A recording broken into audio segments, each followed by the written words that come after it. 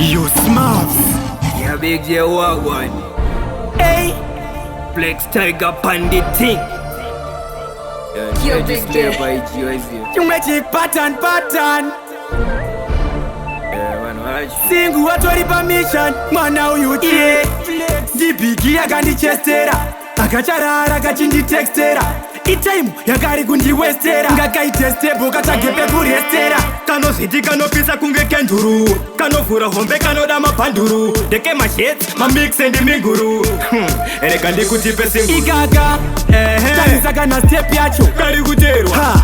Language yacho kari kuterwa, zvititisu vanhu vacho kari kuterwa, kivopagaya pazvinhu zvacho kari kuterwa, kari kuterwa. Kanonyanya kuda mari kari kuterwa, kari kuterwa.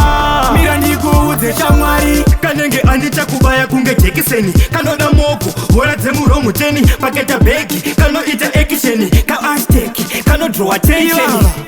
Anditirire mavhuka-vhuka, ndorova brongo pamwe nebhuka.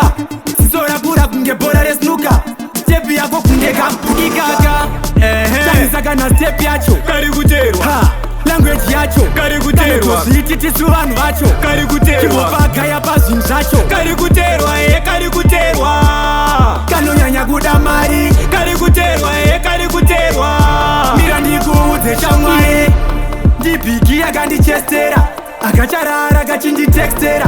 Itaimu yakari kundiwestera, ngakaitestebo katsvagepe kurestera. Kanozviti kanopisa kunge kenduru, kanovhura hombe kanoda mabhanduru. Ndeke mashets, mamix and miguru.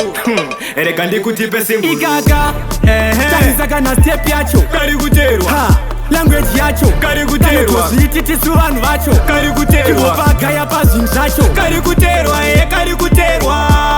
Kanonyanya kuda mari kari kuterwa, kari kuterwa. Mira ndikuudze shamwari, kanenge andichakubaya kunge jekiseni. Kanoda moko hora dzemuromo teni, paketa bhegi kanoita ekisheni, kaashteki kanodrowa tensheni. Anditirire mavhuka-vhuka, ndorova brongo pamwe nebhuka.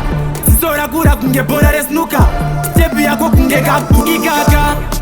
Tarisa kana stepi yacho kari kuterwa, language yacho kari kuterwa, zvititisu vanhu vacho kari kuterwa, kivopagaya pazvinhu zvacho kari kuterwa, kari kuterwa. Kanonyanya kuda mari kari kuterwa, kari kuterwa.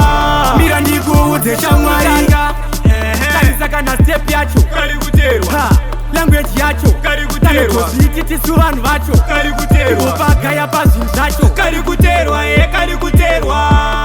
Kanonyanya kuda mari kari kuterwa, kari kuterwa.